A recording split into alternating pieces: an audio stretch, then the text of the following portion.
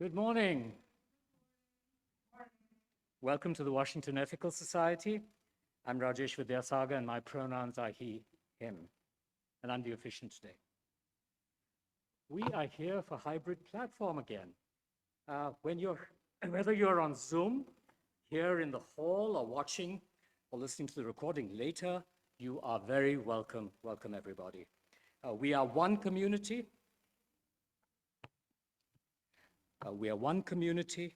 Unified across time and space as we gather to affirm our values and commit to a better world. If you're on Zoom, please check the chat for tips and a welcome from today's Zoom usher. I'll read greetings from our online attendees in just a few minutes. In-person visitors, please stop by at the welcome table after platform today to speak to a greeter or to our membership coordinator, Maceo Thomas. Online visitors, we invite you to send an email to Maceo at maceot@ethicalsociety.org. If you're a visitor watching this, recording later, this invitation is for you as well. You can fill out a connection form at tiny.cc / sorry, I missed that one, /West Connects.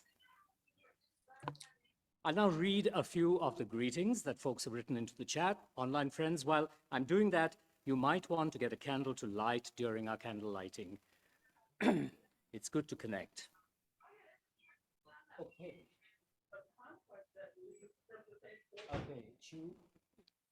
Sonia says, good morning. So does Peter Bishop. Adam Goldberg says, good morning, everyone. Join me after platform for virtual coffee hour, which I do believe I'm hosting. You are indeed, Adam. Vincent Tyler says, good morning, people of Wes. Judy O.M. That's an instruction she is giving to people who are linking in. Adam Limehouse says, good morning. Michelle, good morning from Pensacola, great. Okay, let's see who else is on. I think that's about it.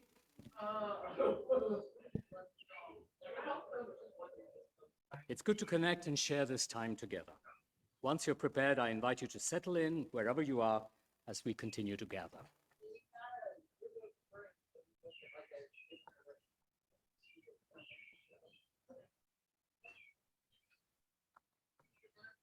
Opening words this morning are from the Reverend Leslie Takahashi. She writes, we gather as many drops, each winding our own path down life's surfaces and ruts. Here we pull together as a single body, flowing together for a time. Together we are a stream, at times even a river. For with our shared force we can travel towards oceans of meaning and seas of connection. We begin our platform with music from Interim Music Coordinator Leah Morris. Good morning, Wes. This is a song I wrote in community with some of the members of my Patreon family group.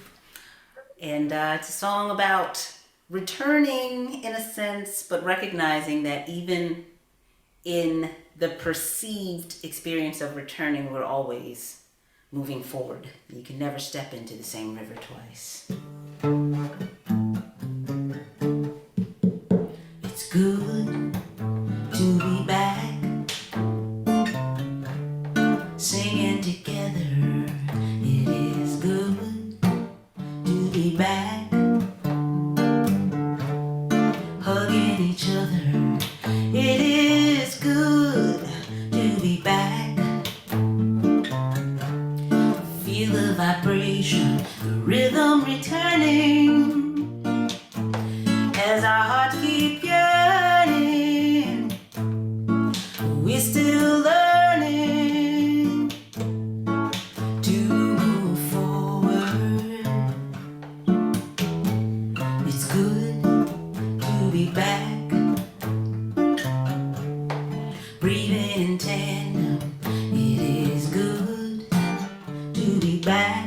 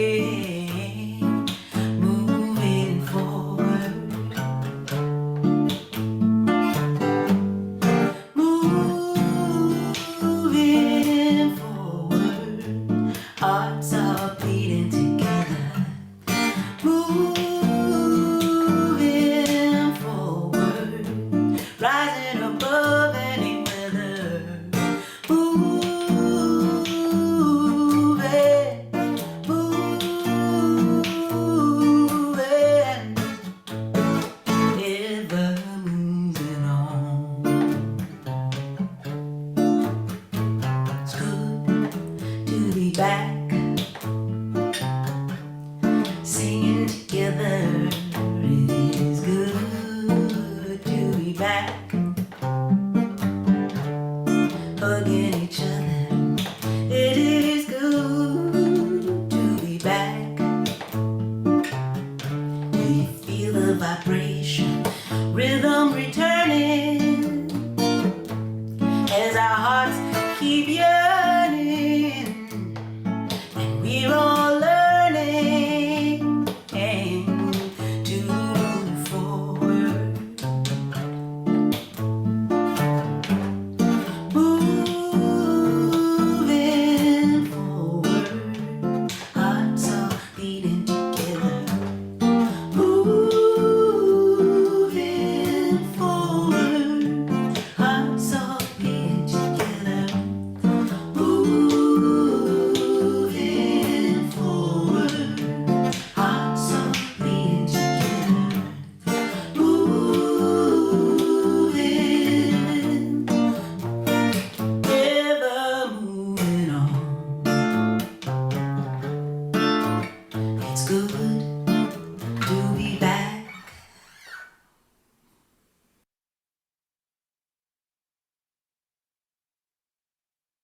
Welcome once again. Each week, we read our statement of purpose as a reminder of our shared values.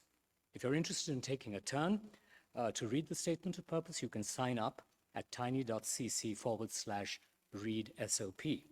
Today's reader is Joe London, a longtime member of WES, who's active in our relationship with the Washington Interfaith Network, or WIN. Joe would like to remind District of Columbia residents to vote in the June 21 primary election. Welcome, Joe.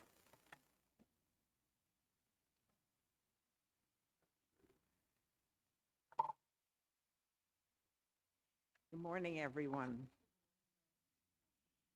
The Washington Ethical Society is a humanistic congregation that affirms the worth of every person. We strive through our relationships to elicit the best in the human spirit. With faith in human goodness, we appreciate each person's unique capacities. We joyfully celebrate together and support each other through life. We nurture a sense of reverence and responsibility for each other and the earth. We warmly invite you to join our community of children and adults as we work for a world where love and justice cross all borders.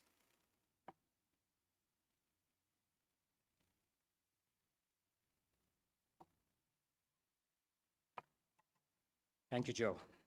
If you're joining us from afar and have a candle at home, I invite you to light it now, as Joe lights our community candle and I share our candle lighting words. May we kindle within us the warmth of compassion, the light of understanding, and the fire of commitment to build a brighter future for all. I had to turn the page.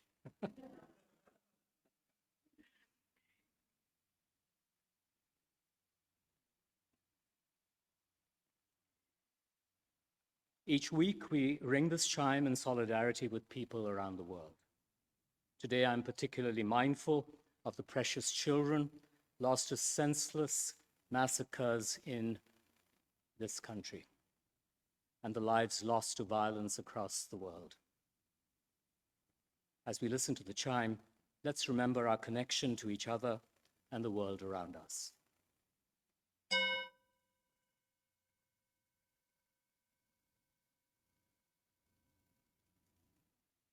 Let us open our hearts to compassion for those who suffer.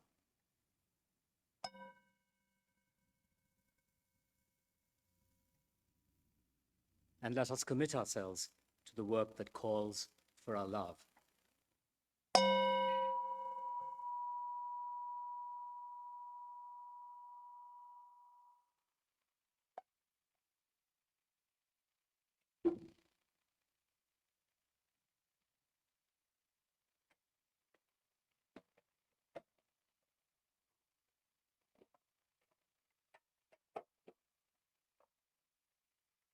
Hello, my name, wow, live people. Hello, people online. My name's Lyn Cox. My pronouns are they, them. I'm the interim leader here at the Washington Ethical Society. As we prepare for meditation today, I invite you to take a nourishing breath. Notice how it feels to take that breath, how it feels to take in oxygen, to release the carbon dioxide, how it feels in your body. And as you're able, open yourself to the refreshment of another breath. For you, maybe opening to refreshment means finding a stable position, whether you're seated or standing or reclining. Maybe that means uplifting your posture and giving more room for your diaphragm. Maybe that just means reveling in the refreshment of another breath.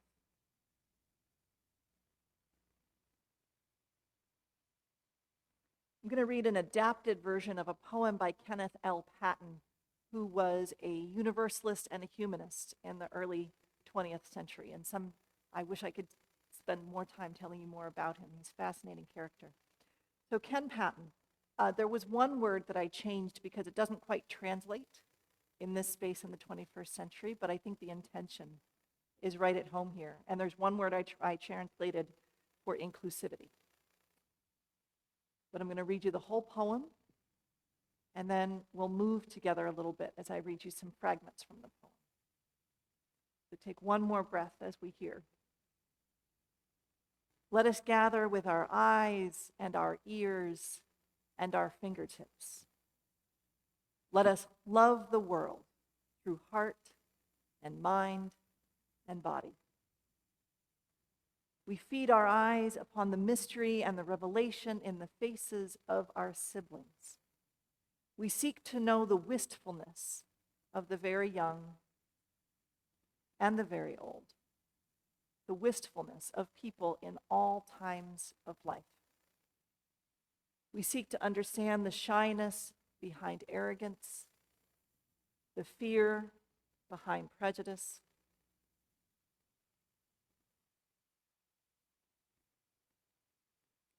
the tenderness behind clumsy strength, and the anguish behind cruelty. All life flows into a great common life if we will only open our eyes to our companions. Let us gather not in bowing down, not with closed eyes and stopped ears. Let us gather with all of the opening of all of the windows of our beings, with the full outstretching of our spirits. Let us gather and let us learn to love. So ends the reading. If you'd like to move with me now, so as I repeat some of the fragments from the reading, make yourself some room. Whether you're seated or standing, either one is fine. Be mindful of your neighbors and spread out if you can. Okay, so it starts with let us gather. And we're going to bring our fingers together like rivers flowing together, with our eyes and our ears and our fingertips out in front of you. And then let us love the world. You can give yourself a hug or a sign for love. Let us love the world through heart and mind and body. Your body's by your knees. With the opening of all of the windows of our beings, and then stretch out with the full outstretching of our spirits. And then back to center. So we'll do that again. Let us gather with our eyes and our ears and our fingertips. Let us love the world through heart and mind and body, with the opening of all of the windows of our beings and the full outstretching of our spirits. One more time with words. Let us gather with our eyes and our ears and our fingertips. Let us love the world through heart and mind and body, with all of the opening of the windows of our beings, with the full outstretching of our spirits. Let's just the motions silently.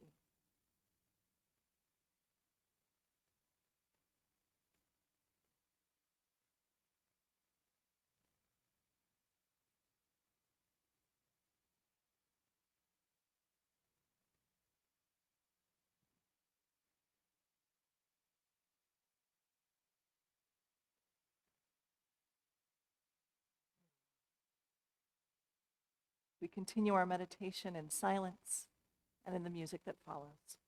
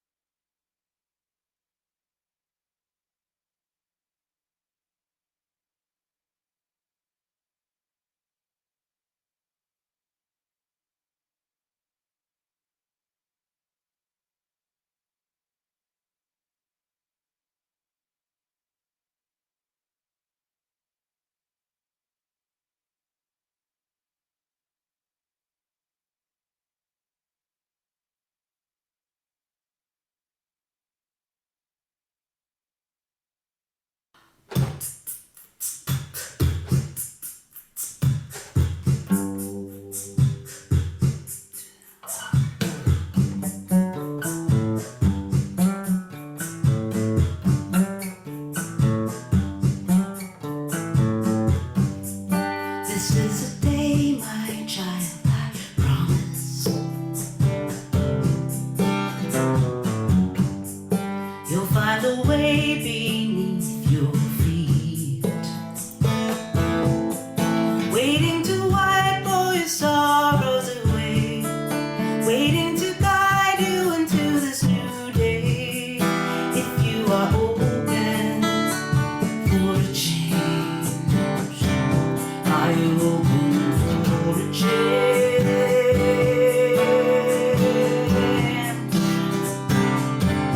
Are you open for a change?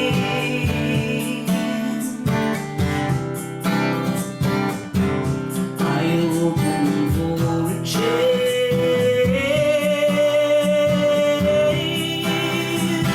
Open for a change.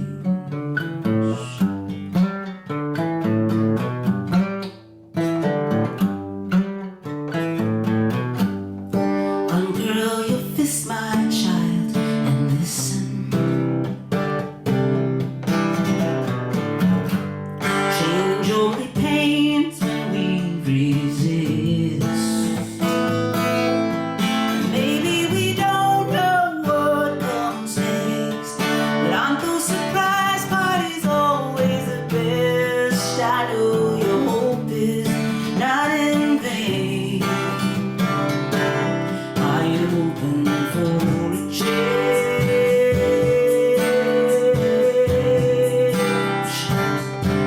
Are you open for a change?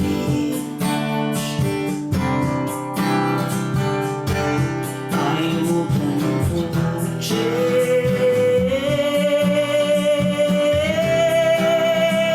Open for a change of heart for today's bright new start. Open for a change.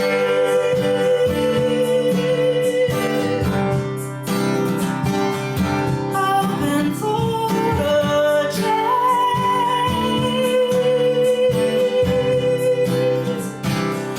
Open for a change.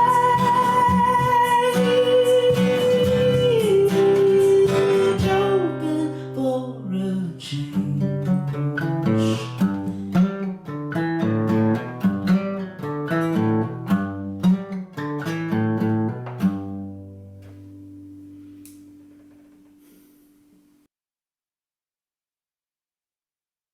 Our reading today is an excerpt from the poem Little Gidding by T.S. Eliot. We shall not cease from exploration, and the end of all our exploring will be to arrive where we started and know the place for the first time. Through the unknown, unremembered gate, when the last of earth left to discover is that which was the beginning. At the source of the longest river, the voice of the hidden waterfall and the children in the apple tree, not known because not looked for, but heard, half heard in the stillness between two waves of the sea.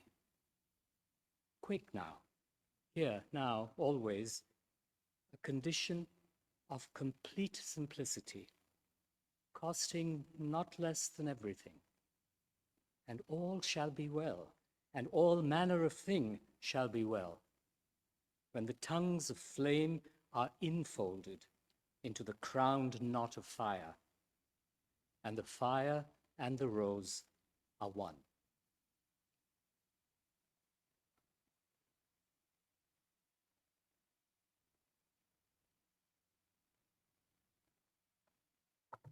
Thanks, Rajesh. Earlier in that poem, T.S. Eliot wrote, "What we call the beginning is often the end. And to make an end is to make a beginning. The end is where we start from." We are nearing the end of the interim period. It is also a beginning for Wes. My last platform is in 2 weeks. And after that, you will look across the expanse of a summer that will be both long and short in anticipation of the arrival of your new senior leader. You will again make a beginning as a congregation, a new chapter for bold action, tender mutual support, invigorating growth and learning, and meaningful celebration. As you emerge into a COVID-normalized world, you will begin again to discover and to shape what it means to be congregational humanists in this time and this place. Things will be both familiar and unfamiliar at the same time. When you hold your in-gathering at the beginning of the next program year, you will arrive where you started and know the place for the first time. We're told that the ancient Greek philosopher Heraclitus said that you cannot step in the same river twice, for other waters are continually flowing on. Daniel Graham, writing for the Stanford Encyclopedia of Philosophy, says that it's more likely that Heraclitus wrote something more akin to, "On those stepping into rivers and staying the same, other and other waters flow." The more popular version comes from Plato paraphrasing Heraclitus. In Plato's version, the river is never the same river. And the Heraclitus version is not only poetic and lovely in Greek, or so I'm told by people who speak Greek, but points to a more subtle paradox. The river as an entity has something constant about it, while the waters of the river are continually changing. Indeed, if the waters did not change, it wouldn't be a river. Some things stay the same only by changing. Graham goes on to explain that the philosophy of Heraclitus has a lot to say about flux and about the unity of opposites, pointing to the way things are both the same and not the same over time. Both T.S. Eliot and Heraclitus are reminding us that change is part of life, that we hold opposites within us, and we move through those opposites throughout our days and our years. Change can be overwhelming, and it might seem like in these modern times that that's a new thing, to be overwhelmed by change. And Heraclitus and T.S. Eliot remind us that the world has been turning and orbiting for all of human history. As we move into a COVID normalized world, many people feel a longing to go back. There is a longing to live in a world where we can keep each other safe without masks. There's a longing to go back to gathering in large numbers without fear or worry, without a need to think about inclusion or risk mitigation.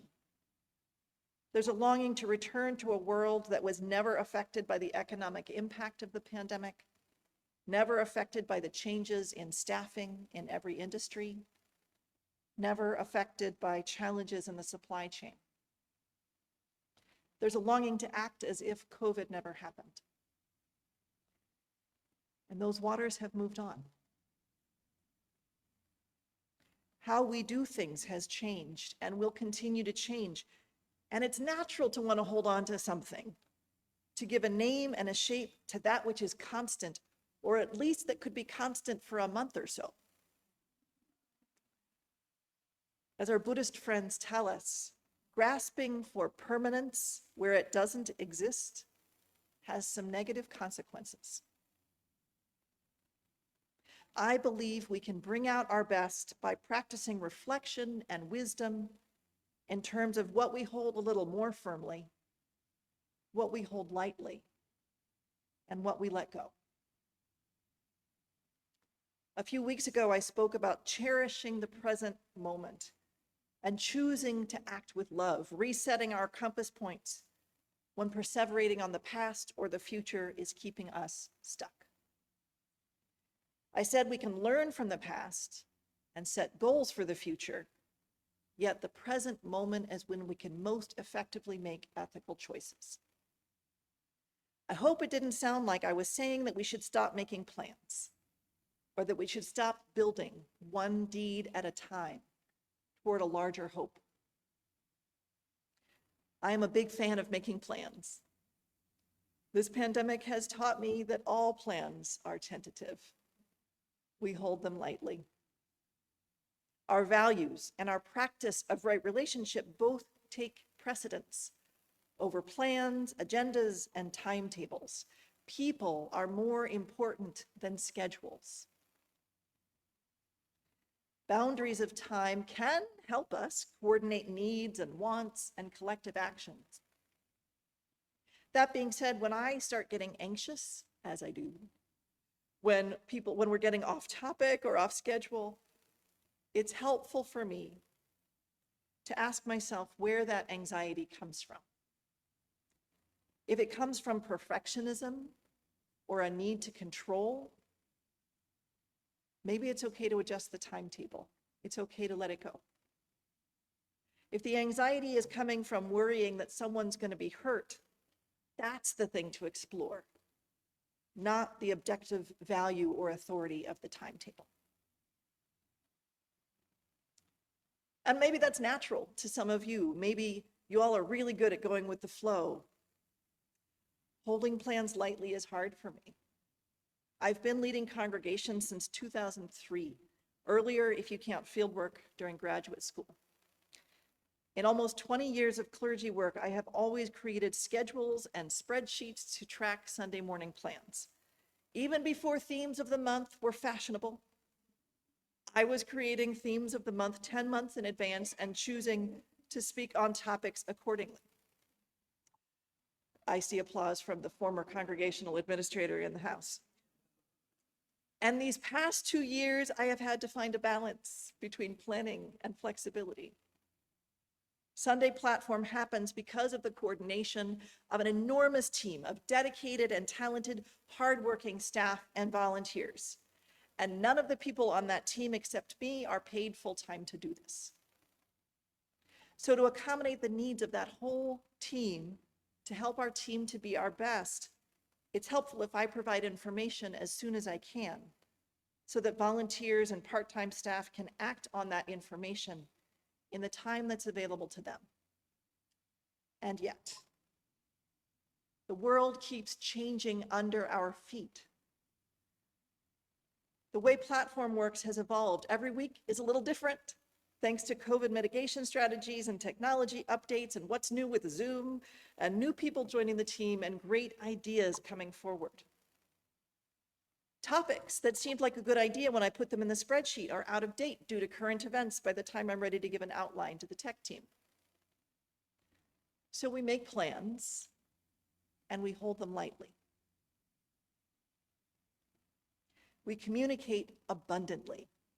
So many emails and text messages throughout the week. We start with a plan and then we adapt it. We try things and sometimes they go wonky, and we forgive each other generously. Having complete control and predictability sounds so nice, but being in relationship and staying true to our values are more important. We choose what to hold firmly, what to hold lightly, and what to let go. Flow is part of what it means to be a river. If you try to cement something else, like the exact shape of the riverbank or the particular pattern of fish swimming through the water, you will lose the things that make it a healthy river. Similarly, when people hold firmly to what is not essential in their personal growth or their community, there can be consequences for the health and life of what is essential. We aspire to choose with wisdom. In the metaphor, Heraclitus implies that there is such a thing as a river. A person can visit its banks, go home and return again, and still find the river in roughly the same place. With the waters of the river constantly flowing, the lives that depend on and infuse the river constantly beginning and ending, the stones in the riverbed constantly being worn down, something about it retains its riverness. I would argue that two of the things that make it approximately the same river from one day to the next are the mutual agreement of the people who name bodies of water and the direction of the flow. The plants and non-human animals might not care if we call this a river or a stream or a creek. They care if the water is drinkable or swimmable, maybe a place to hide from predators or to find something tasty to eat. They might care about the company of compatible life. The beings who care if it's the same river are the beings who name things, which may or may not be limited to human beings. So humans, people who name things, agree that there is such a body as a river, and that its constantly moving waters are part of what makes it a river. Their agreement that they conceptualize the river and the riverbank and the meadows and forests beyond as separate things figures into the way those humans speak. Those of us who perceive a river as a persistent entity have mutually agreed on a way of relating to each other and our environment. So that's one thing that makes the river the same river from one day to the next, because we said so. Another quality that makes it the same river is the direction of the flow. Rivers run toward the sea. That doesn't mean every drop gets there directly. Waters are drunk and absorbed and evaporated. But generally, the collective moves together. Would be a stretch to say that's what a river is for, as if there is a mover and a premeditated purpose to its existence.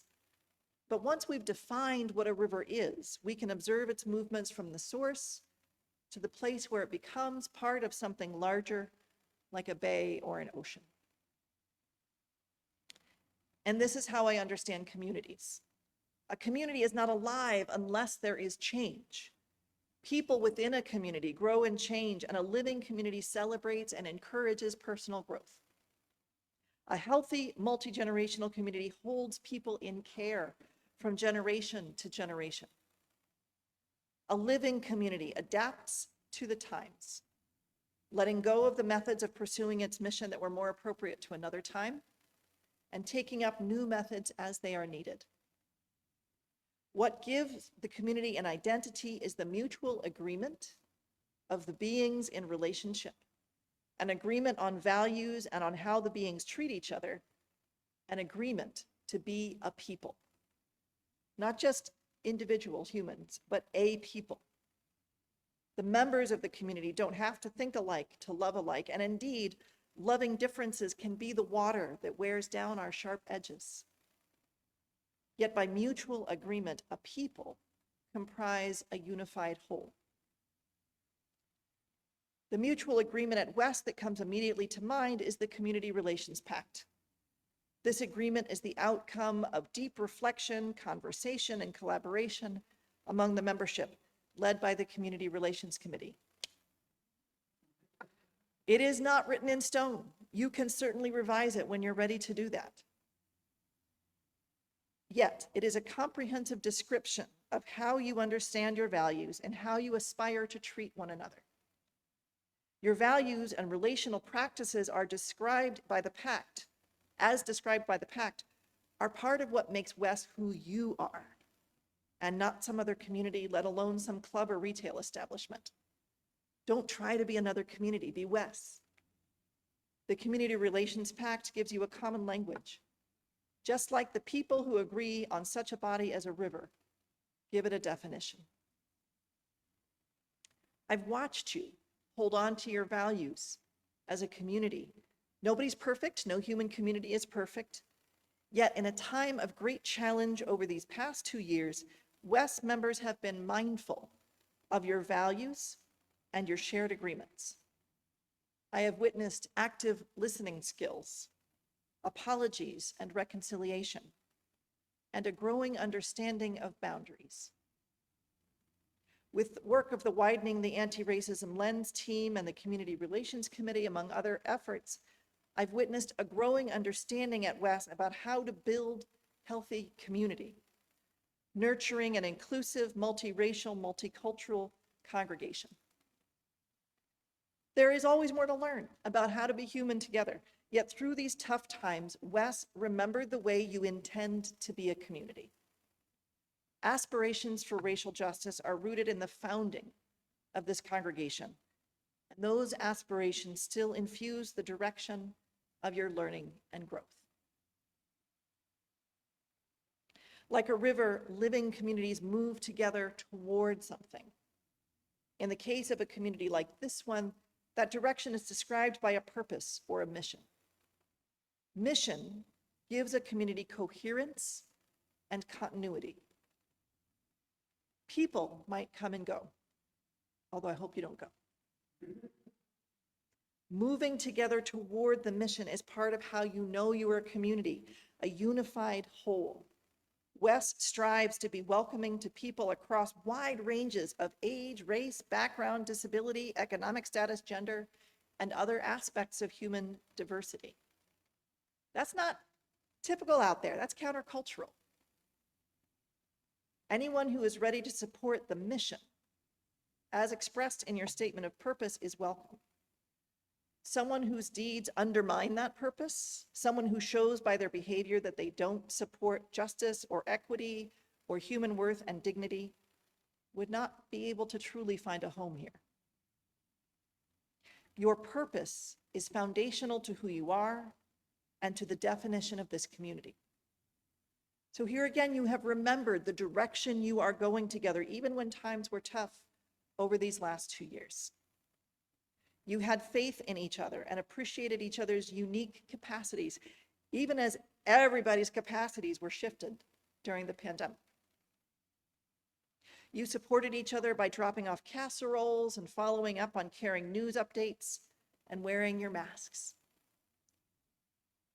We'll hear from the Pastoral Care Associates in a special video update by email later this week. It was going to be during platform today, and I realized you just need to sit down and watch it as its own thing. So we're going to save it for tomorrow. Brian, Kristen, Trang, Wayne, and Johnny are great listeners and want to tell you more about the Pastoral Care Associates team. Special thanks to Beth Banks, who retired from the PCA this year after 15 years of service. The lay leadership of the Pastoral Care Associates is vital, and taking care of each other is something for everyone to do. And you have. The statement of purpose recalls how you nurture a sense of reverence and responsibility for each other and the earth. The Earth Ethics Action Team kept leading us to care for the stream along the Portal Run and for our little corner of the planet in the insect garden and with the native trees around the building. The Immigration Justice Team, Global Connections Team, and Afghan Welcome Team reminded us of reverence and respect and responsibility for all of our neighbors. Through these difficult times, you as Wes, you kept working for a world where love and justice cross all borders. The methods of pursuing your mission are transient. You can hold those methods lightly.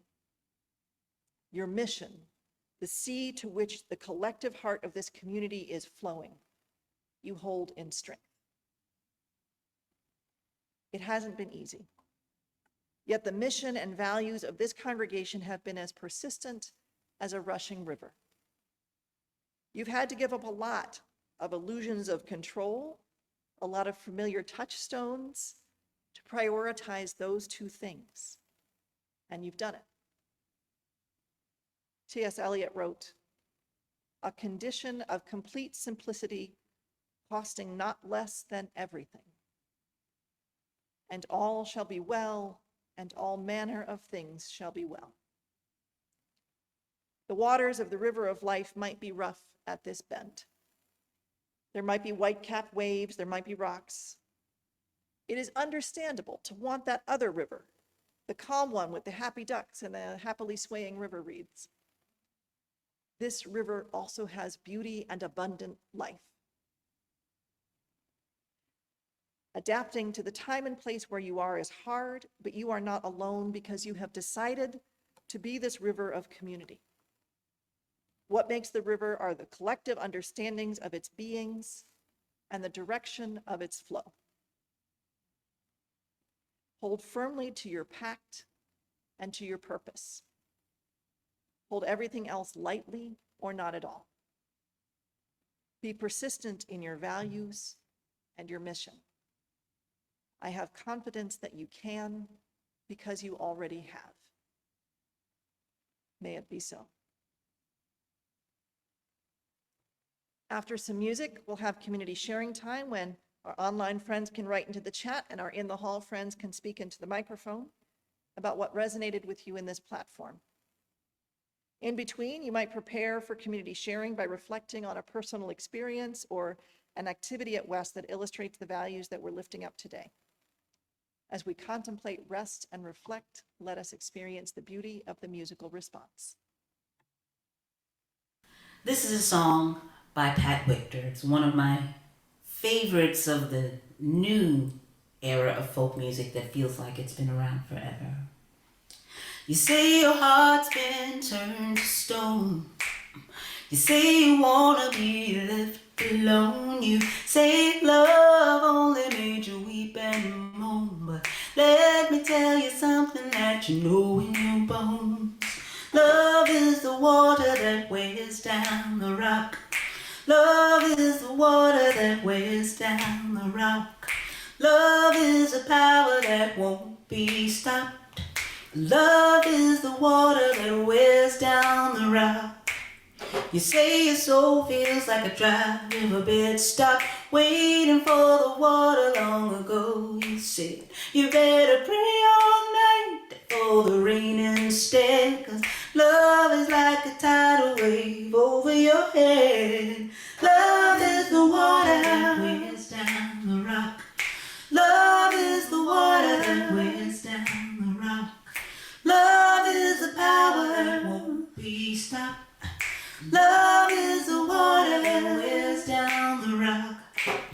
You say waiting for love takes too long. It dulls a sharp mind and weakens a strong. Well, you may be right, but you may be wrong. 'Cause love can make a mountain come tumbling down. Love is the water that wears down the rock.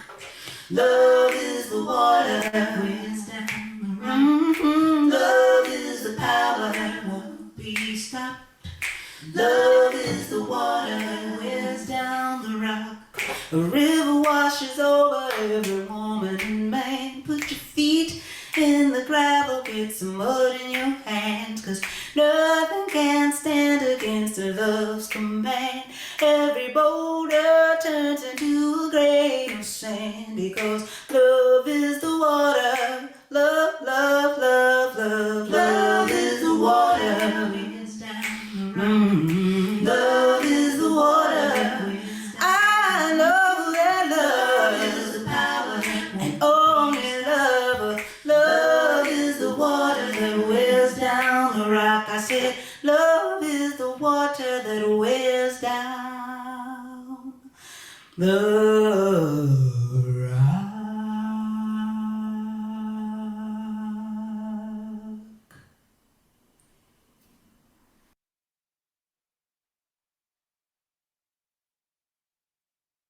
This is the time when we add our own voices to the morning, sharing our reflections on the platform and what resonates in our own lives.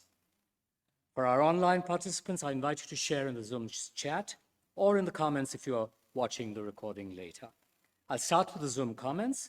We'll accept some comments on the microphone from in-person attendees in the middle, and then return to our Zoom participants at the end.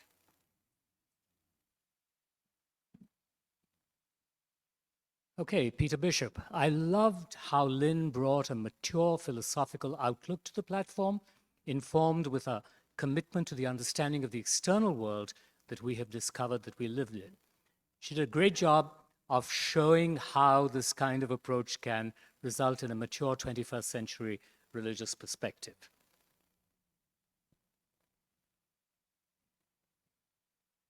Okay, waiting for other comments. If there are others, I'll be happy to come back to them. Yes, Brian says, thank you, Lyn. Great timing to remember impermanence. Harder to do than I'd like. Absolutely. Okay, I'll come back to the Zoom comments in a few moments. Let's go to the hall and for the in-person comments. Morning, I'm Perry. Lyn, I want to thank you for wonderful summation and encouraging report on what Wes has been like for these last 2 years. And I want to thank you for your role in all of that as a member of the Leader Search Committee, as a member of the officiants team, as a member of the chorus. I've had the opportunity to work with Lyn directly, and I know how much they have contributed to the welfare of this community. And I also just want to put in a plug. I realize I'm preaching to the choir here, but for folks who have not been as involved in committee and teamwork at WES, it is a really wonderful opportunity to work with our professional staff, our clergy leaders, and also your fellow members. So thank you, Lyn.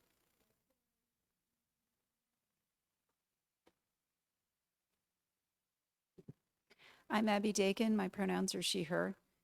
In addition to all the wonderful things that other people have said, I want to thank you, Rajesh, for that lovely reading of the poem, which I think for me brought it so much more meaning than it had on the page.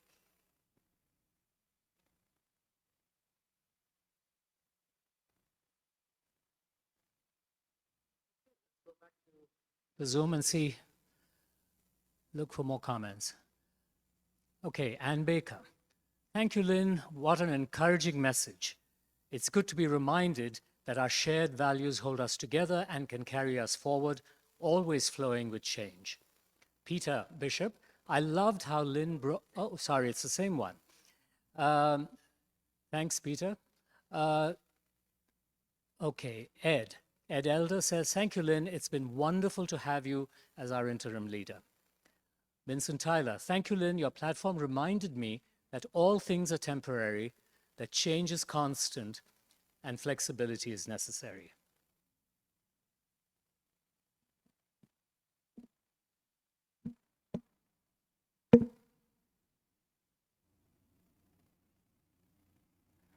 Okay, I'd like to add my own comment as a member, which is to say that like Perry, I've worked with with Lyn in various ways on the board, here on the platform, helping her out as efficient. And I must say, my heart breaks to know that we're not going to have Lyn with us for that much longer. And I know that I have to live with it. So that's difficult. And thank you, Lyn.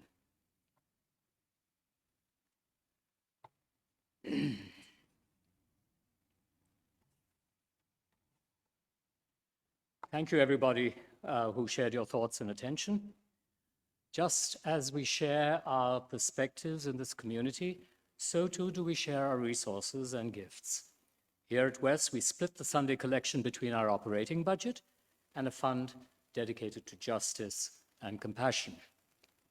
This month, half of the offering is dedicated to the Wanda Alston Foundation. The mission of the Wanda Alston Foundation, WAF, is to eradicate homelessness and poverty for LGBTQ youth between the ages of 18 and 24.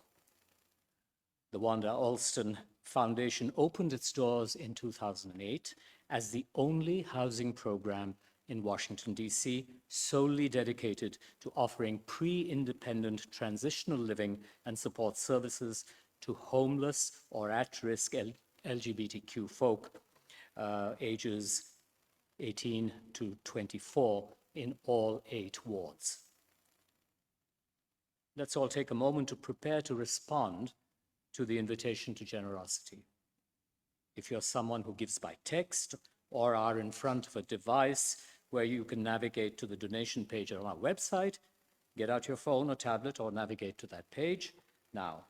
If you are here in person, there is a basket at the back of the hall to receive your gift.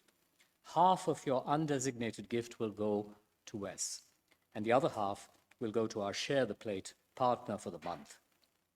I'll pause for a moment so that all who are able can prepare to respond with generosity.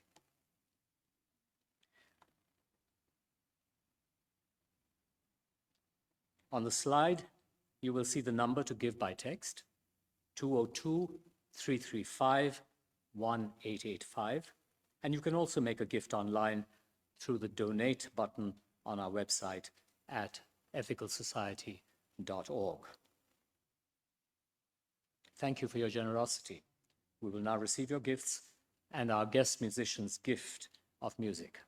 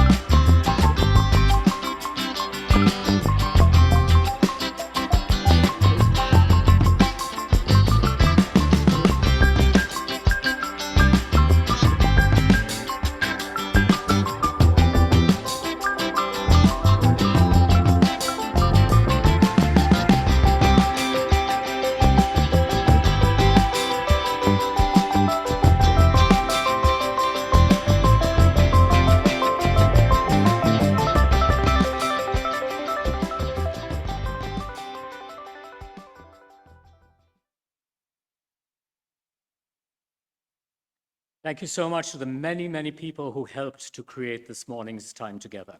Thank you to our staff, including Linda Irizarry, Ndara Miles, Robin Kravitz, Maceo Thomas, Tom Hutton, and Interim Senior Leader Lyn Cox. Thank you to Interim Music Coordinator Leah Morris, to Perry Bider, Jason Lang, and Lucia for their help in the closing song. and to guests, the Mini Vandals for the collection music. Thank you to John and Abby Dakin, who created our slides. Thank you to Adam Goldberg for hosting the upcoming coffee hour. Thank you to Zomasha Judy Myers and the tech team, John Lika, Denise Howell, and Robin Pfeiffer and Kate Lang. Thank you to our in-person greeters, Alex Abbott and Susan Runner. Thanks also to those who are leading and supporting our work in the weeks to come. You can find information about opportunities to connect in the Sunday links or news and notes emails. Here are some of the latest news. Sunday Ethical Education for Kids, or SEEK, is looking forward to the fall. The enthusiasm of volunteers will be highly determinative of what programs WES can offer in the new school year. Please do contact SEEK coordinator Indira Miles to find out more about ethical education. Next Sunday, June 12th, at 4 p.m., members should plan to tune in by Zoom for the spring membership meeting, when board elections take place and members vote on the budget for the coming fiscal year. This meeting will be entirely on Zoom. Also next Sunday at 4 p.m., middle and high school youth are welcome to attend an in-person game and movie night at WES with departing youth coordinator Linda Irizarry. This will be Linda's last event at WES, and we hope the youth will have a chance to say goodbye. Our platform next week at 10:30 Eastern Time will be led by Reverend Kimberly Debus and the WES Chorus. The title is The Singing Revolution. We'll be singing with masks on, so join the music online or in person. Kimberly writes, "The tools of resistance are many and varied, but none is so beautiful as many voices raised in song. We will hear stories of musical resistance and learn some new songs to inspire our work of justice and inclusion." We come together each week for hybrid platform with attendees both online and in person. Those who wish to attend platform in person should RSVP at tiny.cc/platform reservation. In-person attendees will also need to bring their vaccination card or a picture of their vaccination card. Online attendance will continue to be available for the foreseeable future. You're always welcome to tune in by Zoom. There's a lot going on. You can see the calendar with upcoming events on the WES website.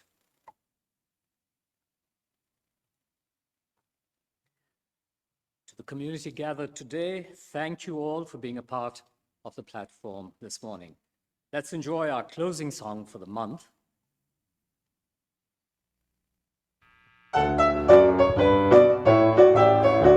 We come from the fire, living in the fire. Go back to the fire, turn the world around. We come from the water, living in the water. Go back to the water, turn the world around. We come from the mountain, living in the mountain. Go back to the mountain, turn the world around. Oh, so is life. Oh, so is life. Oh, so is life. So is life. Do you know who I am? Do I know who you are? See we one another clearly. Do we know who we are? Do you know who I am? Do I know who you are? See we one another clearly. Do we know who we are? Oh, so is life. Oh, so is life. Oh, so is life. Oh, so is life. Water make the river, river wash the mountain. Fire make the sunlight turn the world around. Heart is of the river, body is the mountain. Spirit is the sunlight, turn the world around. We are of the spirit, truly of the spirit. Only can the spirit turn the world around. Oh, so is life. Oh, so is life. Oh,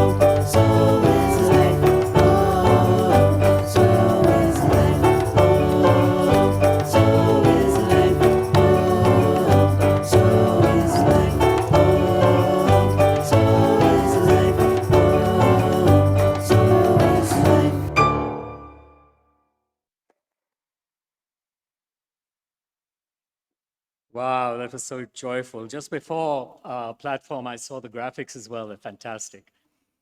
A few brief reminders as we close. If you're new to our community, please do send an email to our membership coordinator, Maceo Thomas, and introduce yourself. To reach Virtual Coffee Hour, point your browser to tiny.cc/West Coffee Hour. And now I invite you to join me in our closing words for the month.